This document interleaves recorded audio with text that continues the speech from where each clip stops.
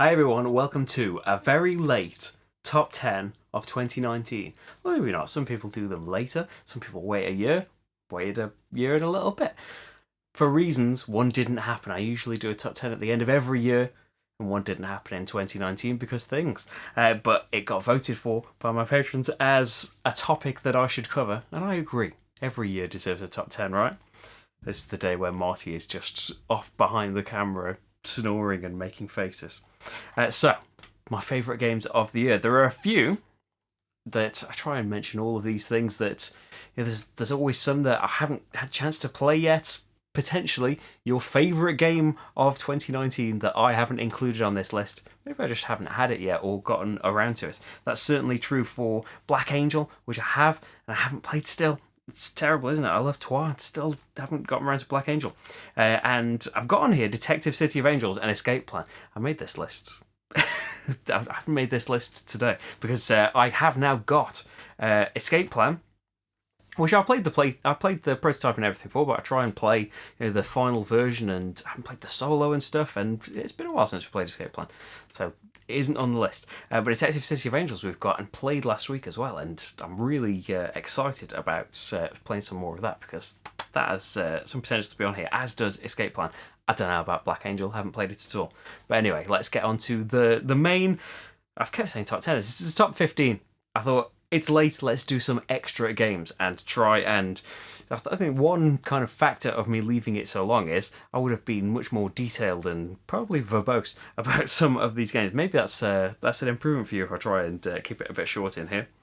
But number 15 is Last Bastion. Now, I did not play Ghost Stories, although I kind of always heard about it as this kind of reverential, the hardest co-op game out there, and it just never happened for some reason. But for its, I believe it was its 10th anniversary, it got re-released, and rather than just do a kind of deluxe edition, they decided, let's do a new game around it. So retheming it, changing some fundamental elements of it, brings us Last Bastion. So every turn, enemies come out surrounding this board based on the colour that they are, and it's your job to try and fend them off, but there is this grid of actions in the middle, and you need to be in certain places to be able to fight certain monsters, but depending on where you ended up, you could get some extra crystals to help you out, or set traps for when enemies line up in there. I thought it was an absolutely fantastic system, and although I'm still sitting here having, like, a year later, still not having tried Ghost Stories, it's on there. It's on the list. It's not on the shelf that I'm pointing at. It's on the list to try out at some point in the future because I thought Last Bastion was fantastic. There is a playthrough definitely for Last Bastion for a lot of the things I'm about to say. Almost all of them, I think. And saying almost all, one of the ones that hasn't got a playthrough yet, which is a travesty, is number 14, which is Megacity Oceania by Hub Games and Michael Fox and Jordan Draper. Sorry, Jordan, I was about to forget you, but here we go. Excuse the discoloured box. DHL and it's spilling goop all over a load of boxes and denying responsibility is its own story. So Megacity Oceania, which only hasn't had a playthrough because this was meant to be one where Rach and I played together as kind of a real-time thing. This is a game with a heavy dexterity element, and Rach's availability dropped a lot, but I hope to play through it one day. So in this game we will be trying to build things on little cardboard hexes, but we have very funky shaped pieces made of different materials that will be pulled out of a bag, and you are trying to fulfill contracts that want kind of vague things, enough room to let your creativity flow, but they want them to be made of at least a certain number of pieces, be at least a certain height, it comes with a lovely ruler, and have some kind of feature in it. Like this wants some kind of archway involved in it to count for that blueprint and to be able to score it.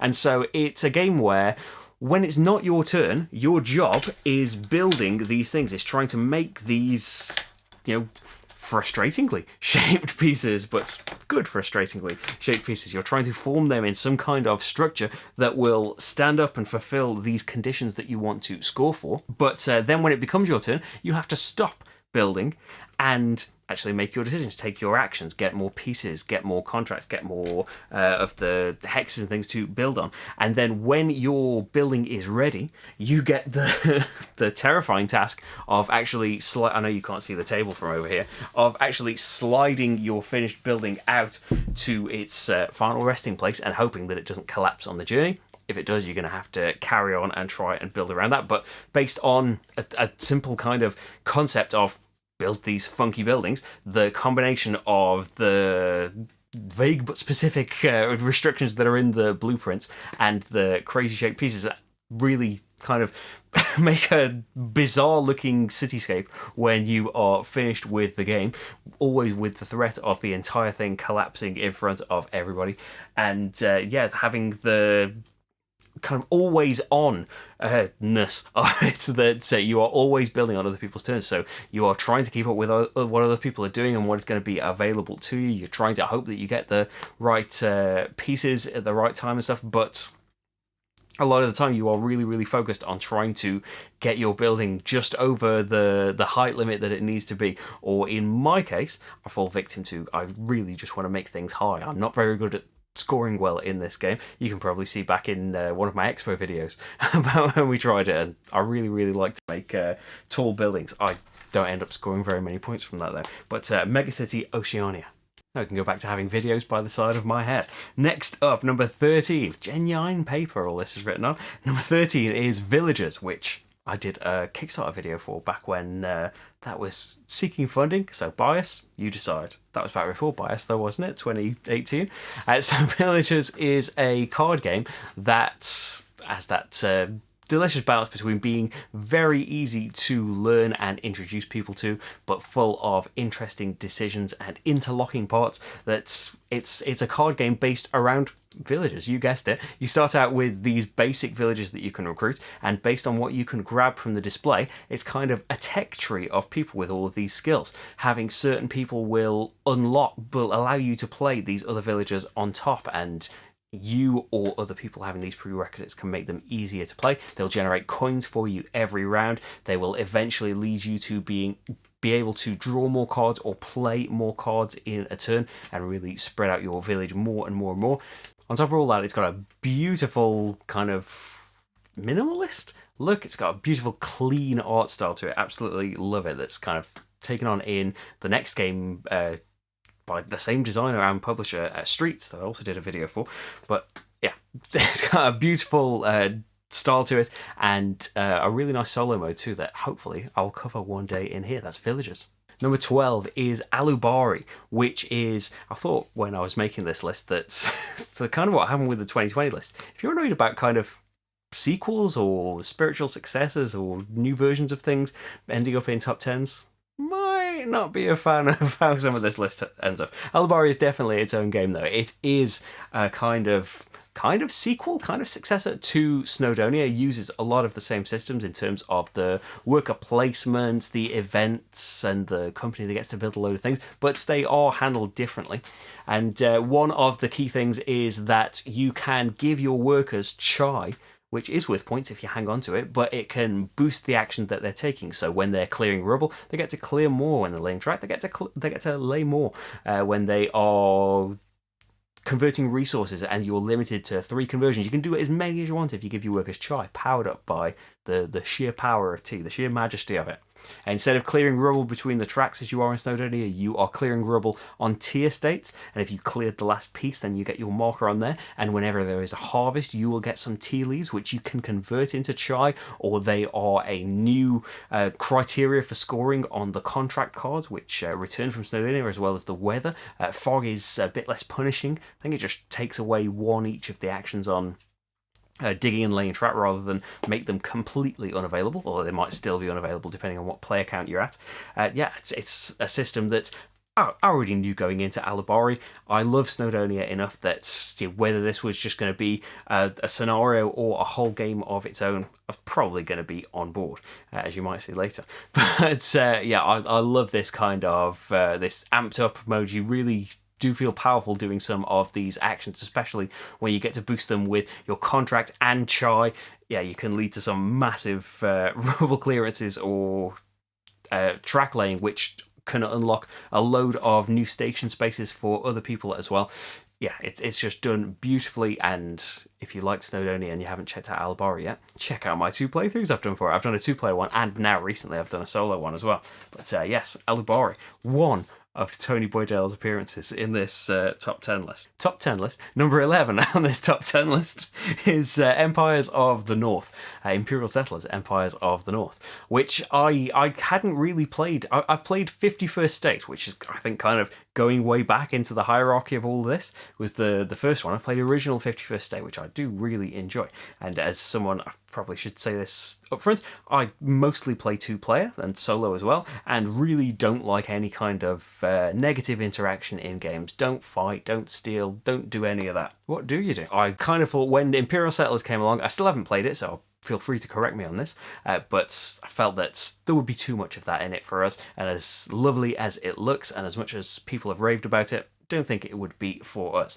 And then we got invited to play Empires of the North at the UK Games Expo, back when we had them.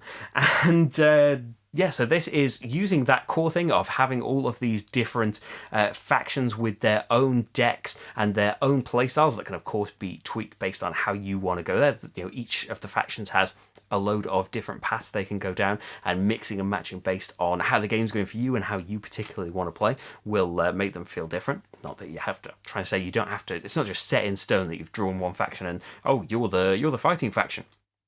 It has still got some interactivity. If you need that, you can turn other people's buildings off and stuff for a round, get in their way a little bit. But as well as the core card play, there's this really nice worker placement system based around the adjacency of these actions. You can take these actions to get more cards and more resources and things, but you can also you can pay food to flip one of your action markers to an adjacent action. So it's not just about which of the 2 actions you want to put your markers on this round. It's also, well, which ones are adjacent, because it's all variable. It's all shuffled up at the start of the game. So which ones are adjacent, so you can flip around to them, providing you've got the food to do it, of course, and you can sail to go and get these bonus cards. Yeah, I did playthrough for Empires of the North, so you can check that. I think from now on, we can say I've done a playthrough for all of these things. Yes, Sully Megacity, that is the glaring omission on this. And then as well as that, it's got a great big campaign book for solo play and tons of factions coming out. Hopefully that continues to. Just a fantastic Empires of the North. Number 10. So we are actually into a top 10 now. And this is kind of where this is number 10. I can't believe it. It's why it had to be expanded to at least 15. I could have kept going. Great games. I say this every year, though. I really like the board games that I choose to play generally. So Glen was fantastic in its own right. Out of print for ages, hard to get. 2 brings it out again. It's available again. It does tweak some fundamental rules. It changes it's the road that used to go all the way down, isn't it? Basically, you are laying down these tiles and activating the tile you placed and the tiles around it. So there is this beautiful puzzle of how you're going to build your area out, where you are going to move your citizens to, because they need to be adjacent to the thing that you are placing, and you can send them off to castles and things for points. You are trying to gain a load of whiskey. It's Scotland and stuff. But as well as all of the stuff that was in that base, fairly small box game to begin with, they went all out on making Glen 2, because it comes with all of these chapters, basically, which are mini expansions that you can just add in or start to mix and match as you get comfortable with them and want to add more and more things. When I just had the prototype, it was a boat race, so you could, by taking certain actions, you could move your boat a space along this thing, and they eventually ended up in the other players' areas, and if you got them back, you get big bonuses and stuff. Just tons and tons of creativity coming out in all of these different ways of playing the game. And it has the clan board. I had to look up the name of it to remember. It's got this extra clan board that you could progress along and spend resources to gain, potentially massive bonuses, and the paths, the options available on this clan board will change based on the chronicle that you are playing. I should write down the subtitle, Chronicles, and then I'll remember that they're all called Chronicles. Again, beautiful artwork, lovely presentation. That's what Kickstarter has, for all people like to criticise Kickstarter games for. They lead to some just amazing productions, and it's gone back on Kickstarter, and it's going to get a beautiful solo mode. Well, I hope beautiful solo mode. I haven't played it. Hopefully it's going to get an amazing solo mode as well to round out the package. But just as it is, it really takes Glenmore to the next level for me, and I thought it was a fantastic game to begin with. I don't know if I've said enough about the base game of Glenmore.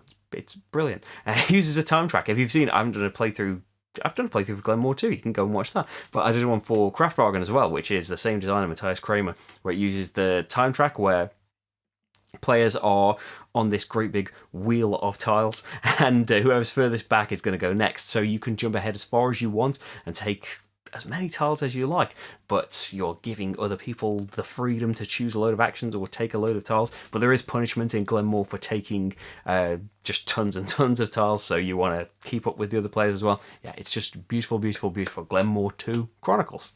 Number 9 is The Magnificent from Aporta Games, who previously did Santa Maria. That's fantastic as well. The Magnificent takes us to magicians. We are building camps and trying to get the right resources for magicians to perform their tricks.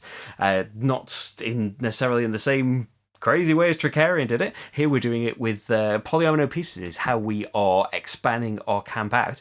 It uses a really kind of unique action selection system in that we roll all these different coloured dice at the start of the round, and you will take a die, and based on its value and colour, for most of the actions anyway, that is going to determine what you do. It's going to determine the colour and shape of the tiles that you get to take if you're building up your camp. If you decide to travel, it decides which wheel you're going to move along, which is how you get these tents and how you earn more crystals and things like that.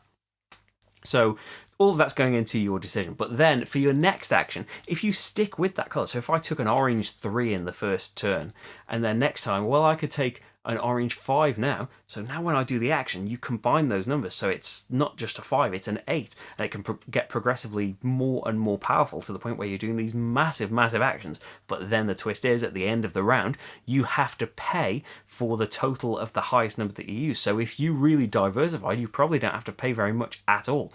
But you might not have gotten really powerful actions, whereas you can really, really build up those numbers, but hope that you have earned enough money for all that to balance out. And I suppose this shouldn't be in a 2019 video, but it got an expansion as well that adds a new magician and a new type of tile that really engages these clear dice, which again can be used beautifully in the totaling, that you can say they're any colour and add all of the values you've already got of those coloured dice, but it won't continue to be that colour for the rest of the time. But then at the end of the round, you have to pay for every clear die that you took, as well as your highest colour too. Just a fantastic system. Another great game from Aporta, and the expansion made it even better. But I suppose I shouldn't be talking about that if I'm pretending to be 2019.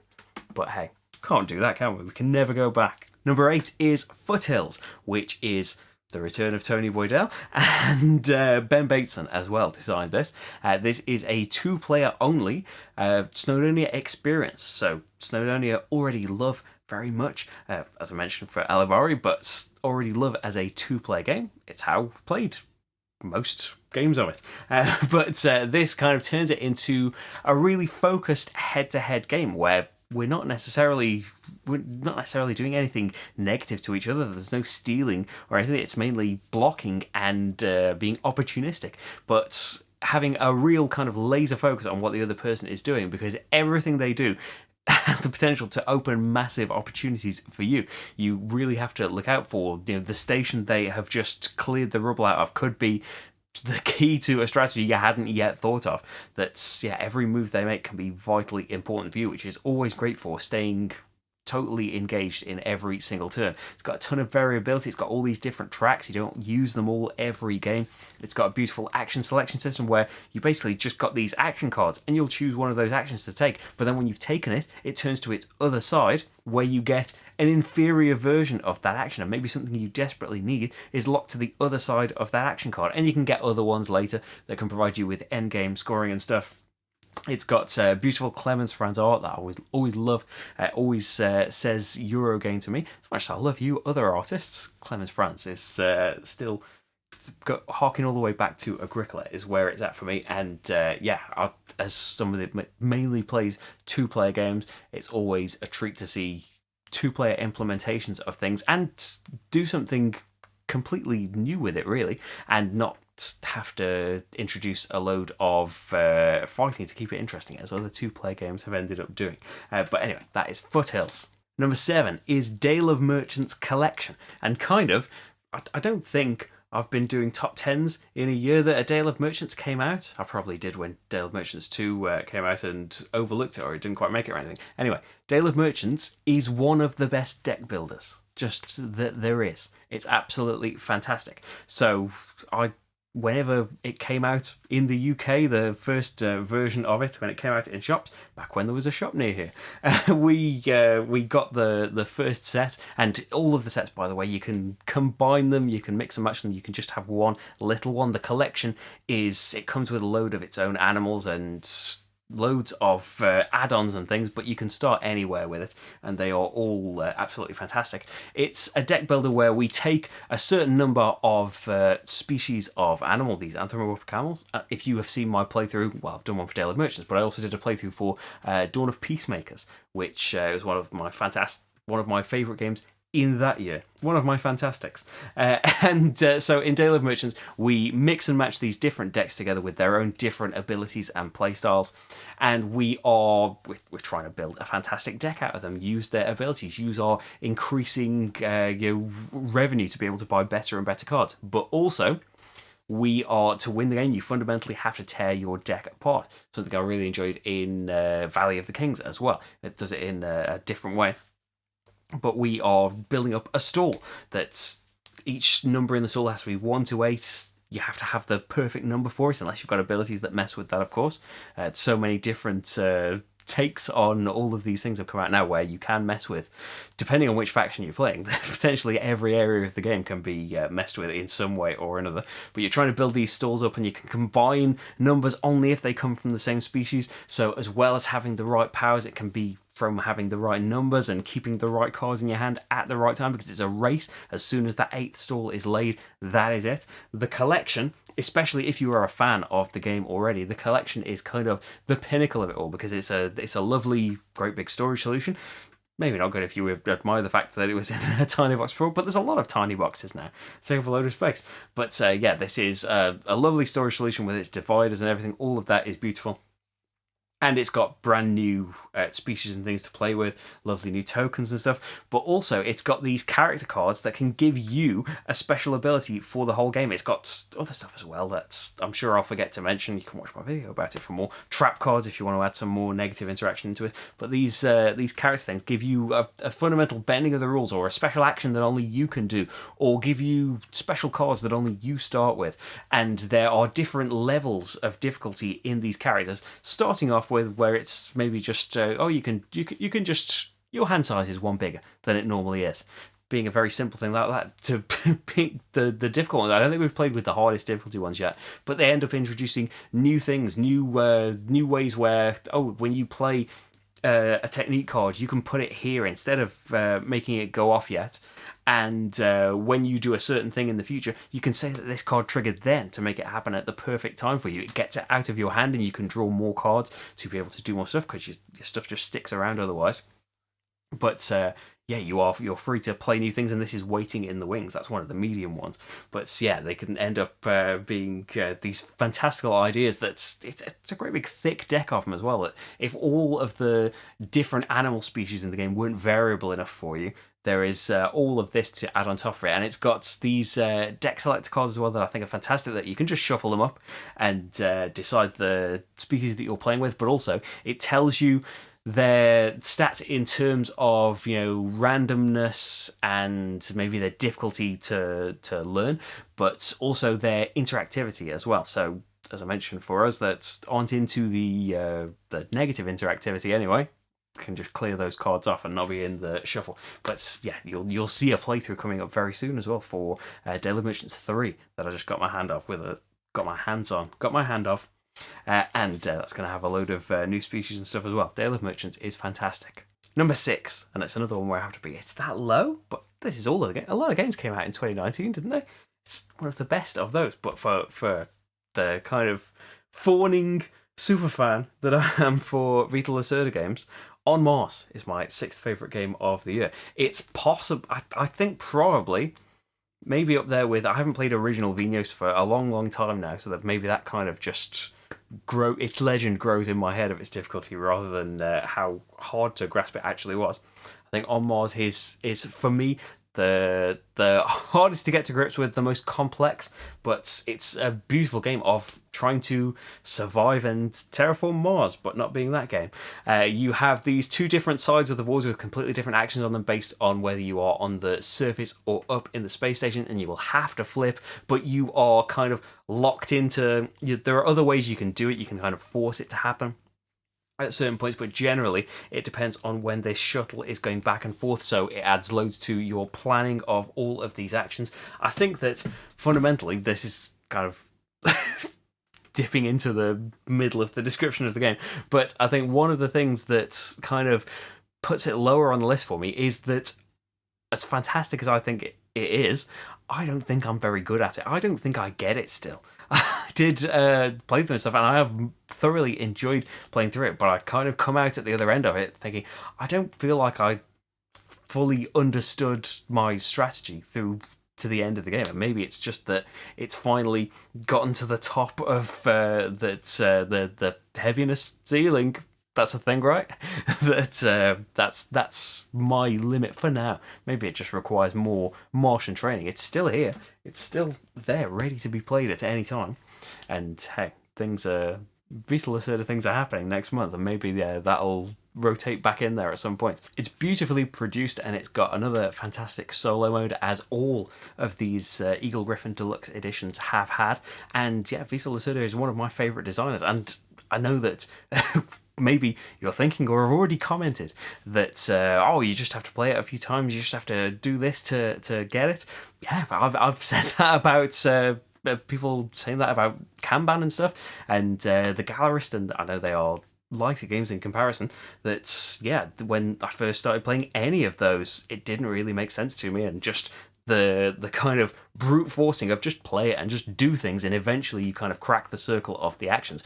I get it enough to be able to kind of teach it and play through it, but I still kind of leave at the end just thinking, I had fun, but did I have a clear path and a clear purpose through that? And I think I end up just a bit befuddled still, but still very much enjoying the experience of playing On Mars. Spoiling the smooth cutoff there. It's going back on Kickstarter later in the year as well for a co-op expansion. Adds some competitive stuff as well. Adds all sorts of things. Where it's alien invasion themed, which is cool. I know that some people are disappointed that Mars isn't fighting against us. The habitability of Mars and stuff. But hey, I want to see aliens and stuff. I just want to see more Visa Lacerda stuff in every avenue. Number 5 is Rush MD. Here we really get into a little bit of run of sequels and stuff. So I don't know if you saw all of the things that I've done about Kitchen Rush. There'll be another video at some point for the revised edition of it. Kitchen Rush is one of my favourite games of the year that it came out. It's gotten to the point now where that's where my brain goes now. It doesn't go to the year that it was anymore. Was it 2018? One of my favourite games of that year. It's one of my favourite real-time games, and I really like real-time games. Fuse, even though it's only just a short 5-minute filler game, still kind of holds that prestige. But basically, Kitchen Rush, real-time, our workers are sand timers. We are placing them in all of these places to try and cook people's food. Rush MD takes that same core idea where we're doctors and nurses that are sand timers and going in these worker placement spots, but it adds, we are treating these patients. It takes a lot of the stuff that I loved from Kitchen Rush and makes it into, it adds these dexterity elements to it, in that there's treatments where you have to balance your doctor, your sandtimer, on the corner of this 3D cardboard bed that the patient card is in. There's plenty of getting the right medicine, which involves you taking these little cylinders, picking them up with tweezers and popping them into these plastic syringes, and not with needles and stuff on them, obviously. Hopefully that is obvious. Having to get organs and stuff and having to handle them with tweezers and stuff as well, especially when you are under the pressure of time. The dexterity elements, for me anyway, really add to it and make it even more tense and just really funny when things go wrong. I think it kind of a kind of burden that some people have had when playing Kitchen Rush anyway, is that it can be easier for it to be obvious that it was your fault that things got messed up on, and maybe you feel pressure because of that.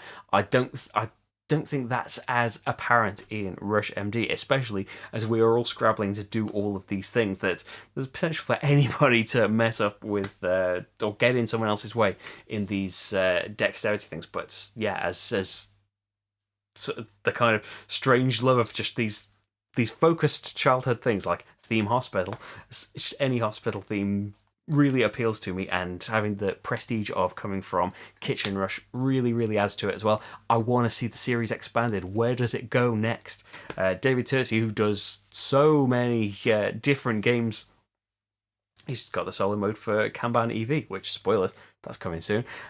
He's involved in, I think, 99% of all board games now. That's in his contract with the head of board games. But David, where next for Rush? Does Rush go more? Their sentence is right. I want to see it go further, and Rush MD is absolutely fantastic. You have got to kind of be into real-time games stuff, and I know that kind of seems to be a diminishing circle of people, but I'm still really into it, and I would love to see more of it. Rush MD. Number 4, on with the new editions of things, is Suburbia Collector's Edition. And I did think about, should I just take these new versions out of this top 10 list and just shrink it down to 10 and stuff? Kind of one of the reasons that I made it 15, and I thought, no, I wasn't making videos when Suburbia came out, and Suburbia is brilliant, and the collector's edition of it is a fantastic. I was going to say, I was torn between saying collection and edition because of being called collector's edition.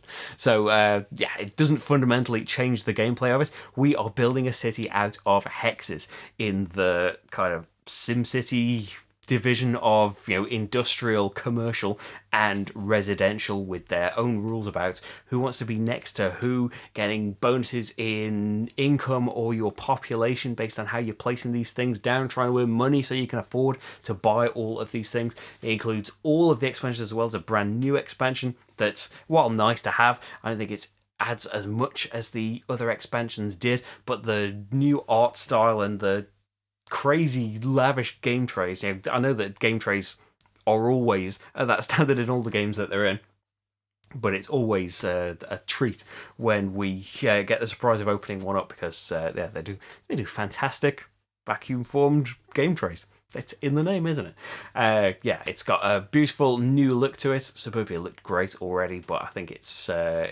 taken up a notch in the collector's edition. I know that Kickstarter people got kind of wooden things to put on the pieces to kind of help you count how many restaurants and things and airports and things that people have got. We haven't got those, unfortunately. They're not in the retail edition, so that's a bit of a shame. But just to be able to gather all of this stuff up together, give it a new coat of paint, which it's coming out in like a second edition and stuff, that's just been announced. I assume that's like the collector's edition stuff that's just available separately if you don't want the great big box and the expense of it and stuff. Who knows? But my point with that is, do Subdivision. And I don't think Subdivision did that well. I've got no official source on that. That's just my kind of impression from the internet over the years since its release. But I think Subdivision is fantastic in its own right. It's part of that family thematically, but it's a different design and stuff, and a very different kind of game. It's absolutely fantastic. I'm sorry, Suburbia, that this number turned into me talking about Subdivision instead. But Subdivision deserves the attention more, I think. Suburbia Collector's Edition is fantastic. I did a playthrough for it. Did a playthrough for original Suburbia as well too, I think. Check all of that out. Number 3, and all of the rest are original games, I promise. But just let me have one more. Number 3 is Snowdonia Master Set. I think I've maybe already gone on about Snowdonia through the other things in here. This is a triple... Yeah, making this 15 entries really made this a triple Tony Boydell thing. It's really... What's the word? Obsequious? I don't think it's obsequious. It's really sucking up to Tony Boydell, doesn't it? But anyway, Snowdonia, I've talked about it many times before. I think I did... There's another one where there's 2 playthroughs for it, for the original version and for the Master Set, where you can see the lovely new art style, lovely new solo mode, again by David Turczi. But kind of most importantly for Snowdonia as well, it's been given all of this fantastic new stuff, which is great, and new scenarios and things. But the fact that I had a decent number of Snowdonia expansions and a handful of promos, because, I haven't been involved in all of this since the beginning of Snowdonia coming out, and not always therefore the latest news of something new available. By the time I got around to Snowdonia, some of the scenarios and expansions and things were long out of print and hard to get, and fetched quite nice prices for the sellers, I suppose. Snowdonia Master Set, one of the huge appeals for me was that here is everything. Everything you've been missing out on all this time, the thing that will make your gaming life complete. Not necessarily, but all of these things that have been missing, brought all together, made available for once, and also presented in a beautiful way too. That again, it's lovely. They're not game trays, I don't think, but adding kind of wooden components for all of these things that are sometimes only used in one scenario as well, like daffodils and dynamite and stuff, having beautiful kind of wooden representations of all of these little things, as well as the main things, your workers and stuff. But to have all of those expansions in one beautifully organised place, it has since had a little kind of fix pack. If you know about this, it's worth knowing in case you can get your hands on one. That fixed some cards in it. I haven't put mine in yet, but added another extra scenario as well, Isle of Man. But yeah, that's a little addendum to my original Master Set video. That there is a little extra thing to get now, but hopefully it'll be easy to get your hands on, depending on when you watch this. If you watch this in 2019, it's probably not so easy to get that, but hopefully there's been another Master Set since then that's collected the last 1,000 years of new Snowdonia scenarios in there. Snowdonia is absolutely fantastic. Get on it. Number 2, and this seems so long ago now, but I guess it is about, it's over 2 years now. Number 2 is Wingspan, which I think it was one of the first videos of 2019 that I had out there. I've since done another playthrough with the Oceania expansion. Wingspan is another one of those games that it's very easy to introduce people to. It's, you've got 4 actions that you can take, and they are laid out for you on your player boards. It's beautifully design itself, but the actual production that's gone into it is present in loads of Stonemaier games. So easy to pick up, and it's got one of those things where the appendix has just got all the rules on one page, where you could potentially learn the game from that if you want, and loads of the interactions that have come from all of the many powers on the bird cards and things. But yeah, a really simple system of you've got this hand of bird cards. You want to get them in their habitat. We have goals that we are racing for each round, short-term ones that are going to end at the end of this round, longer-term ones that we can see from the start of the game are going to go right to the end of round 4. As I said, a great big stack of bird cards full of loads of different powers and different combinations of being worth different amount of points. Having the ones that are worth fewer points have the better powers on them. Powers that are going to activate every time you take the action of the habitat that they are placed in. Actions that will kick off when other players do things. Actions that let you place things on the cards as well, whether it's earning more food to put on them or cards to tuck underneath them.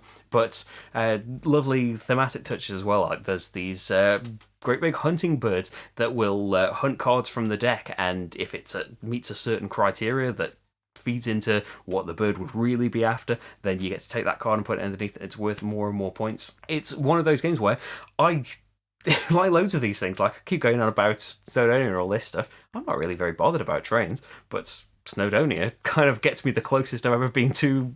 Oh, that looks like a cool train. Let's look into the history of this thing or this scenario. Wingspan kind of does that for birds. I like birds. Yeah. Wouldn't really think about it that much, but when you are presented with this kind of the beautiful cacophony isn't the right combination of words, is it? But there's this beautiful menagerie of all of these different kinds of birds with often hilarious names, as childish as that is. Most bird names sound like they have been designed to be funny, but all of the cards as well have these little birds, as well as the fact about the bird and its wingspan and stuff that can come into the game for goals and stuff. They've all got these little facts often fascinating about all of the different species of birds, and with its 2 expansions now, there are tons and tons and tons of cards that can all be combined together. But the other thing that is the standout about, well, oh yeah, and as well the theme of birds as well, something very different in board games as well. That's, as much as I enjoy games that are about farming or trading in the Mediterranean, and less so about, I don't think there's really many games that about some kind of war scenario. I don't think I've got any games like that. I've got Dawn of Peacemakers, that's kind of the opposite of that.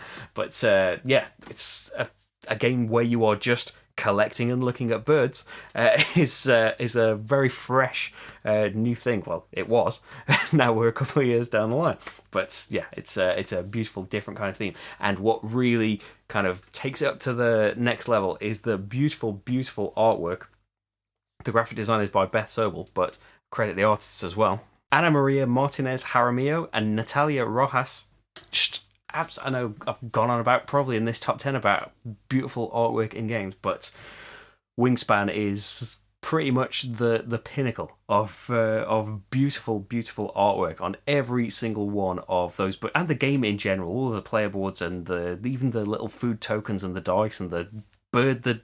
It comes with a cardboard bird feeder dice tower and stuff, but yeah, especially the artwork on all of those many, many, many bird cards. It's an absolutely stunning game too. So yeah, that's Wingspan. I love it. And number 1, my favourite game of 2019 I really, really loved everything that I've mentioned so far, but still, I think with a nice, comfortable margin underneath it, is Middara, or Middara Unintentional Malum Act 1, which is the part that I played. It's going to be a great big trilogy of kind of feeds into the theory that I just really like these great big suitcase-sized games. This was a Kickstarter, and kind of mentioned this in my original playthrough, that's a lot of the kind of things that I would initially kind of peg myself down as of being, more into the Euro style. Have not enjoyed a lot of dice chucking, dungeon crawling, thematic, Ameritrash, however you want to term it, kind of games. Middara is that. It does add some of its own twists of, rather than just rolling just numbers on dice a lot of the times, you are looking for symbols as well that will match into special abilities your characters have.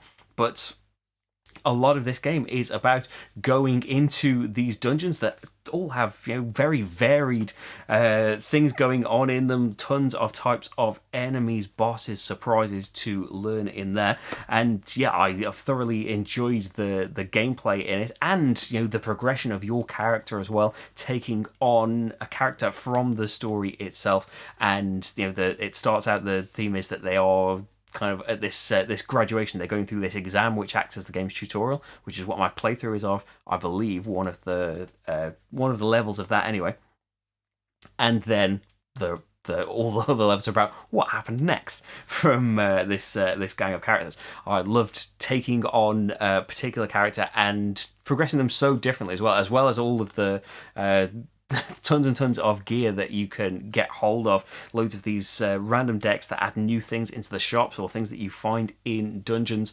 As well as all that, there are loads of different skill trees that you can take on in any character as well as their special abilities. My character could fly. No other character could do that, and were always worried about jumping over gaps and stuff.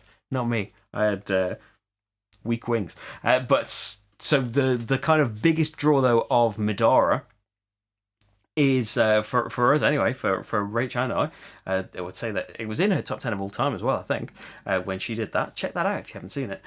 But what really worked for us as well is the story. It's and something that may well put you off massively about Middara is that we could sit through, before or after or between scenarios, we could be sitting there for maybe 15-20 minutes of story, and we were using.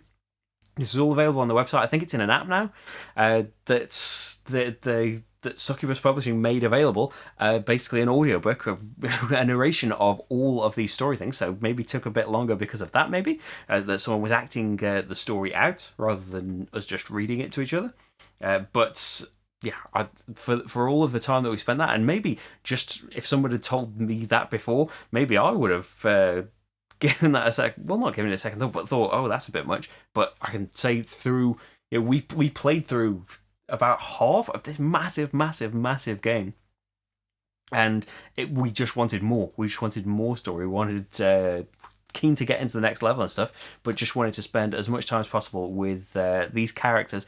And I'm not going to spoil anything, but the story that they had going on, I think that while it did have a load of dice chucking and stuff, it's the closest that it has felt to a kind of old-fashioned role-playing video game, the kind that Rach and I have loved a lot in the past, the classic Final Fantasies. Although by classic, I don't mean, I'm not as old school as the really old ones. I mean like 7 to 9, those kind of ones.